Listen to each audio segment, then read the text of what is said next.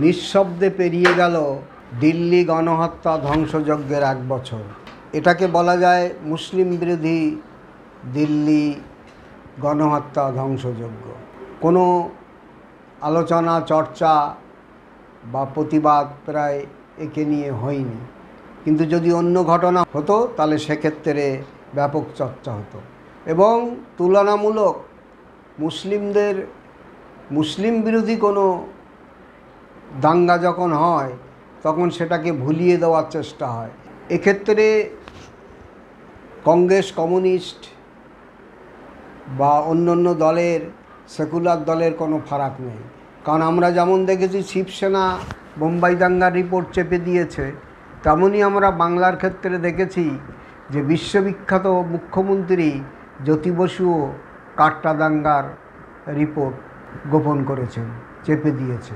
তো এটা মুসলিমদের ক্ষেত্রে হয়। আবার চর্চার ক্ষেত্রে যদি আমরা বলি, বোম্বাই বিস্ফোরণের চর্চা হয়, বর্ষপূর্তি হয়, কিন্তু বোম্বাই দাঙ্গার চর্চাও হয় না, আবার তার কোনো শাস্তিও হয় না। বোম্বাই বিস্ফোরণের শাস্তি হয়েছে, কিন্তু বোম্বাই দাঙ্গার একজনও শাস্তি হয়নি, গুজরাট দাঙ্গার একজনও শাস্তি হয়নি। ঠিক সেই রকম দিল্লি গণহত্যা বা দাঙ্গা যাই বলুন, সেই এর 1 বছর পূর্তি হয়ে গেল, দোষীদের গ্রেপ্তার করা হয়নি, বরং নির্দোষ যারা শিকার ওই দাঙ্গার তাদের গ্রেপ্তার করা হয়েছে। দাঙ্গা এমনি লাগে না, দাঙ্গা লাগানো হয়। এ কথাটা বাংলার ওই মুখ্যমন্ত্রীর কথাই স্মরণ করি আমরা। তিনি ছিলেন বিশ্ববিখ্যাত লোক, মুখ্যমন্ত্রী। বাংলা অমন মুখ্যমন্ত্রী আর পায়নি, অন্তত খ্যাতির দিক থেকে জ্যোতি বসুর মতো। সেই জ্যোতি বসু একবার বলেছিলেন যে দাঙ্গা লাগানো হয়, দাঙ্গা লাগে না। ঠিক দিল্লি গুজরাটের ক্ষেত্রেও একই কথা, বা সব দাঙ্গার ক্ষেত্রে একই কথা, যে দাঙ্গা লাগানো হয়েছে। আমরা তার প্রমাণও পেয়েছি। দাঙ্গা যে কদিন চলেছে দিল্লিতে, গণহত্যা যে কদিন চলেছে, অমিত শাহ যার অধীনে দিল্লির পুলিশ, তাকে খুঁজে পাওয়া যায়নি। দিল্লির মুখ্যমন্ত্রী কেজরিওয়ালকে খুঁজে পাওয়া যায়নি। প্রধানমন্ত্রী গোপনে থেকেছেন, তার মানে দাঙ্গা লাগিয়েছে। ঠিক বাংলার ক্ষেত্রেও আমরা যদি দেখি, দাঙ্গাটা ঠিক ওই রকমই, যে লাগাতার দাঙ্গা হয়েছে। সেই 1946 বিভাগপূর্ব যুগ থেকে বিভাগোত্তর 1964 সাল পর্যন্ত লাগাতার পশ্চিমবঙ্গে দাঙ্গা হয়েছে। তার মধ্যে 46-এর দাঙ্গা, 49-এর দাঙ্গা, সবচেয়ে মারাত্মক দাঙ্গা হয়েছে 1964 সালে। হাজার হাজার মুসলিম গ্রামকে সে সময় উজাড় করে দেওয়া হয়েছে। তো সেই দাঙ্গার, এইসব দাঙ্গার কোনো চর্চা বা ইতিহাস লেখা হয় না, বা এর কোনো প্রচার করা হয় না। দিল্লির ক্ষেত্রেও ঠিক আমরা দেখছি যে দাঙ্গা লাগিয়ে দেওয়া হয়েছে, কিন্তু সেখানে দাঙ্গা রোকার কোনো ব্যবস্থা করা হয়নি। অথচ কত সুন্দরভাবে রোকা যায় দেখুন তো। আমাদের একটা শিক্ষা হয়েছে এই করোনা আসায় লকডাউন করে পুরো দেশটাকে স্তব্ধ করে দেওয়া যায়, মানে মানুষকে এক পা নড়তে দেওয়া হয় না। তো দাঙ্গা যখন লাগে তখন ওই রকম কি লকডাউন করা যায় না, যে সেখানে বাইরের মানুষ আসতে পারবে না, ভেতরের মানুষ বাইরে যেতে পারবে না, এইরকম। অথচ দাঙ্গার ক্ষেত্রে লকডাউন হয় না। করোনার ক্ষেত্রে যে লকডাউন করে দেশকে স্তব্ধ করে দেওয়া হয়, এক্ষেত্রে তা হয় না। আর দিল্লি দাঙ্গা তো একদম গুজরাট মডেলে নরেন্দ্র মোদী ইরা করেছেন। গুজরাটে 2002 সালে যখন দাঙ্গা হয়, তখন সেখানকার মুখ্যমন্ত্রী ছিলেন এই নরেন্দ্র মোদী। আবার দিল্লিতে যখন দাঙ্গা হচ্ছে, তিনি ভারতের প্রধানমন্ত্রী। এবং এই দাঙ্গা যখন হচ্ছে তখন সেটা 2002 সালের ফেব্রুয়ারি মাসে, আর এই দাঙ্গা হচ্ছে 2020 সালের ফেব্রুয়ারি মাসে। তো এই দেখা যাচ্ছে যে দিল্লি দাঙ্গা করার সময় সেখানে বাইরে থেকে পেট্রোল, সিলিন্ডার এসব আনা হয়েছে। দিল্লি দাঙ্গার ক্ষেত্রেও সেই ট্রাক বোঝাই করে করে পাথর এনে জমা করা হয়েছে। তো এইরকমভাবে দলবদ্ধভাবে এক একটা লিডারদের বাড়ি ঘিরে যেমন গুজরাটের ক্ষেত্রে এহসান জাবরিকে ঘিরে তার বাড়ি জ্বালিয়ে পুড়িয়ে দেওয়া হয়েছে। এহসান জাবরি একজন এমপি ছিলেন কংগ্রেসের, তিনি সমস্ত নেতাদের ফোন করে কোনো হেল্প পাননি, তার বাড়ির 18 জন সদস্যকে তার সমেত জ্বালিয়ে পুড়িয়ে মেরে দেওয়া হয়, একমাত্র তার স্ত্রী জীবিত ছিলেন সেক্ষেত্রে।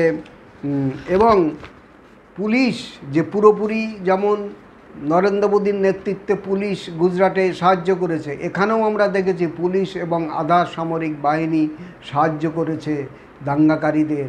এমনকি যা সবচেয়ে মারাত্মক সেটা হলো কি, যে ধর্ম পরিচয় জানার জন্য মানুষের কাপড় খুলে পরীক্ষা করা হয়েছে, খাতনা পরীক্ষা করা হয়েছে যে মুসলমান কিনা, যেমন মুসলমানদের খাতনা করা হয় এই পরীক্ষা করা হয়েছে।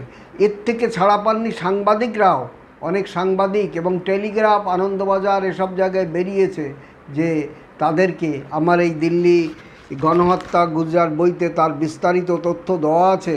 দিল্লি গণহত্যা ও ধ্বংসযজ্ঞ এবং গুজরাট মডেল, আমার সম্পাদিত তালিম ম্যাগাজিন পত্রিকা, সেখানে বিস্তারিত তথ্য দেওয়া হয়েছে। তাদের প্যান্ট খুলে পরীক্ষা করা হয়েছে সাংবাদিকদের, তারপরে তাদের ছেড়ে দেওয়া হয়েছে। হ্যাঁ, যখন দেখা গেছে যে খুলে যে সে হিন্দু, তখন এই আমাদের লোক, একে ছেড়ে দে এই। এবং যে প্রকাশ্যে দাঙ্গা লাগানোর জন্যে যে উস্কানি দিয়েছে সেই কপিল মিশ্র, যে এদেরকে সবক শেখাতে হবে, এরা পাকিস্তানি, হ্যাঁ, তার বিরুদ্ধেও কোনো ব্যবস্থা নেওয়া হয়নি। বরং 1 বছর পরে সেই কপিল মিশ্র আবার বলছেন যে এর জন্য আমি অনুতপ্ত নেই। শত শত মানুষকে হত্যা করা হয়েছে, শত শত বাড়ি, মুসলিমদের বাড়ি জ্বালিয়ে দেওয়া হয়েছে, অথচ তিনি বলছেন যে এর জন্য আমি অনুতপ্ত নেই। আর যে অনুরাগ ঠাকুর, যিনি বলছেন যে, যিনি সেই সময় বলেছিলেন দেশকে গদ্দারকো গুলি মারো শালকো, এবং এটা কোর্টের আদালতেও উঠেছে, আদালতের মানে বিচারকরাও এর টেপ শুনেছেন, কিন্তু তবু তাদের বিরুদ্ধে ব্যবস্থা নেওয়া হয়নি। আজকে 1 বছর পেরিয়ে গেল, 1 বছরের মধ্যে দোষীদের এখনও পর্যন্ত চিহ্নিত করা হয়নি, এবং দিল্লি পুলিশ নাকি চিহ্নিত করতে পারেনি। তাই দিল্লি পুলিশকে চিহ্নিত করতে পারছেন না, না যেমন দাঙ্গা লাগতে দেওয়া হয়েছে, দাঙ্গা চলতে দেওয়া হয়েছে, দাঙ্গায় ধ্বংস করতে দেওয়া হয়েছে, ঠিক তেমনই ওপরে অমিত শাহদের, নরেন্দ্র মোদীর হাত আছে যেন চিহ্নিত করা না হয়, সেই তাদেরকে চিহ্নিত করা হচ্ছে না। সেই কারণে তাদের সেই পিছনের বৃহৎ হাত, সেই হাত থেকে তাদেরকে দাবিয়ে রেখেছে যে এখনও পর্যন্ত যে কোনো 1 বছরেও কোনো দোষীকে গ্রেপ্তার করা হয়নি, বিচার করা হয়নি, শাস্তি দেওয়া হয়নি এই দেশে। অথচ যদি আমরা একটা শিখ দাঙ্গার কথা বলি, মুসলমানদের বিরুদ্ধে প্রায় হাজার হাজার দাঙ্গা, মানে লাখের কাছাকাছি দাঙ্গা হয়েছে বা লক্ষাধিক দাঙ্গা হয়েছে, কোনো দাঙ্গারই বিচার হয়নি, কোনো দাঙ্গারই ক্ষতিপূরণ দেওয়া হয়নি। অথচ এক শিখ দাঙ্গা হয়েছে, সব দাঙ্গাই ন্যক্কারজনক, সব দাঙ্গাই নিন্দাযোগ্য। শিখ ভাইদের বিরুদ্ধে যে গণহত্যা চালানো হয়েছে ইন্দিরা গান্ধী হত্যার পরে, সেও অত্যন্ত নিন্দাজনক, কিন্তু তারা বহুবার ক্ষতিপূরণ, একবার না একাধিকবার ক্ষতিপূরণ পেয়েছে। এবং তাদের দিল্লির বিভিন্ন গুরুদ্বারা আমি নিজে দেখে এসেছি, সেসব জায়গায় সেই সব যারা নিহত হয়েছে তাদের নাম তালিকা সেখানে দেয়াল জুড়ে লেখা আছে বিরাট বিরাট জায়গায়। অথচ মুসলিমদের যেখানে ভাগলপুরের দাঙ্গায় কি করা হয়েছে, ভাগলপুরের দাঙ্গায় একটা ইন্টারেস্টিং ঘটনা, এই ঘটনাটা শুনলে বুঝতে পারবেন যে মুসলিমদের ওপরে কেমন বিচার করা হয়। যে সে ভাগলপুরের দাঙ্গা 80-র দশকে হয়। সেই 80-র দশকে ভাগলপুরে যখন দাঙ্গা চলছিল, তখন একজন নিরপেক্ষ অফিসারের অধীনে কিছু 200-300 মুসলিমকে একটা স্কুলে তার অধীনে রাখা হয়। তো একদিন সেই দাঙ্গা চলাকালীন সময়ে, সেই উত্তেজনার সময়ে ওই অফিসারের কোনো কাজ পড়ে যায়, অফিসিয়াল, তিনি সেদিন আর একজনকে দায়িত্ব দিয়ে, তার নিম্নতন অধস্তন একজনকে দায়িত্ব দিয়ে তিনি সেই কাজে যান। তার ফিরতে বেলা গড়িয়ে যায়, তো তিনি যখন ফিরছিলেন সেই স্কুল ক্যাম্পের কাছাকাছি এসে তিনি একটা পুকুরে দেখতে পান যে একটা কাপড় ভাসছে। কাপড় মানে দোপাট্টা, যাকে আমরা ওড়না বলি বাংলায়, হিন্দিতে দোপাট্টা বলা হয়। সেই দোপাট্টা ভাসছে। তখন তিনি, তার সন্দেহ হয় যে উত্তেজনার সময়, তখন তিনি সেই দোপাট্টা ধরে টানলে একটা যুবতী মেয়ে উঠে আসে। তখন ইনি তো আর্মি অফিসার, ইনি জানেন কিভাবে, উনি বুঝতে পারছেন যে মেয়েটি, যুবতীটি এখনও মরেনি, এর জীবন আছে, কিন্তু ফুসফুস টুসফুস পাকস্থলী জলে ভরে গেছে, পানিতে ভরে গেছে, সেই জন্যে কিছু নিঃশ্বাস নিতে পারছে না, মৃতের মতো। তাই তিনি সমস্ত সেই তার প্রশিক্ষণ অনুযায়ী তার পেট থেকে সমস্ত পানি যখন বার করে দিলেন, মেয়েটা আবার জীবিত হয়ে ওঠে এবং বলেন, ওই অফিসার জিজ্ঞেস করেন, মা তোমার এ হাল কেন? বলে, আমার এ হাল না, আমার থেকে আরও খারাপ হাল, আপনি অমুক জায়গায় মাঠে দেখে আসুন, সেখানে আপনি রেখে গিয়েছিলেন যার অধীনে তিনি পক্ষপাতিত্ব করেছেন, দাঙ্গাকারীদের সঙ্গে মিলে গেছেন, এই সমস্ত লোককে, এই 200-300 লোককে তারা ধরে গিয়ে ওই মাঠে গণহত্যা চালিয়ে তারা মাটিতে পুঁতে দিয়েছে এবং তার উপরে কপির চারা পুঁতে দিয়েছে। পরবর্তীকালে সেই অফিসার গিয়ে দেখেন সত্যিই ঘটনা তাই সত্যি। কেন এই যুবতীটি বেঁচে গেলেন কেন? যুবতীটিকে এত তারা মারধর করেছিল, ওরা নিস্তেজ হয়ে গিয়েছিল, ওরা ভেবেছিল যে ও মরে গেছে, সেই জন্য তাকে ছেড়ে রেখেছিল। এবং ও একটু জ্ঞান ফিরতে দৌড়তে শুরু করে এবং দৌড়তে ওই পুকুরে এসে পুকুরের ধারে সে অজ্ঞান হয়ে পুকুরে পড়ে যায়। তাই ওই মেয়েটি যদি সাক্ষী না থাকতো তাহলে এই ঘটনা জানাই যেত না। অথচ সেই দোষীদেরও আজ পর্যন্ত কোনো শাস্তি হয়নি। এরকম লখনউয়ে কত পুলিশরা যুবকদের ঘর থেকে ধরে ধরে গুলি করে নদীতে ফেলে দিয়েছে, তারও কোনো শাস্তি হয়নি। তো এই দিল্লি দাঙ্গা এই যুগে এসে, যেখানে এত প্রচার পেয়েছে, মানুষ সব জানতে পেরেছে, বিচারকরা সব দেখতে পাচ্ছেন চোখে, তারপরেও যদি বিচার না হয়, তো এই ভারত কোন দিকে এগোচ্ছে? এই ভারত একটা বিশেষ কওমকে বা একটা বিশেষ সম্প্রদায়কে যদি এইভাবে নিঃশেষ করে দেয়, যখনই তারা কোনো জায়গায় একটু ভালো সচ্ছল হয়, তখনই তাদের উপর দাঙ্গা চাপিয়ে দেওয়া হয়। যেমন গুজরাটে বড় বড় মুসলিম ব্যবসায়ী ছিল, তাদের উপরে দাঙ্গা চাপিয়ে দেওয়া হয়ে তাদেরকে নিঃস্ব করে দেওয়া হয়েছে। দিল্লিতে একটু সচ্ছল মুসলিম মহল্লা ছিল, সেখানে দাঙ্গা লাগিয়ে তাদেরকে করে দেওয়া হয়েছে। তো এইভাবে মানুষকে, কিন্তু আমরা চাই বিচার। কেন বিচার হবে না?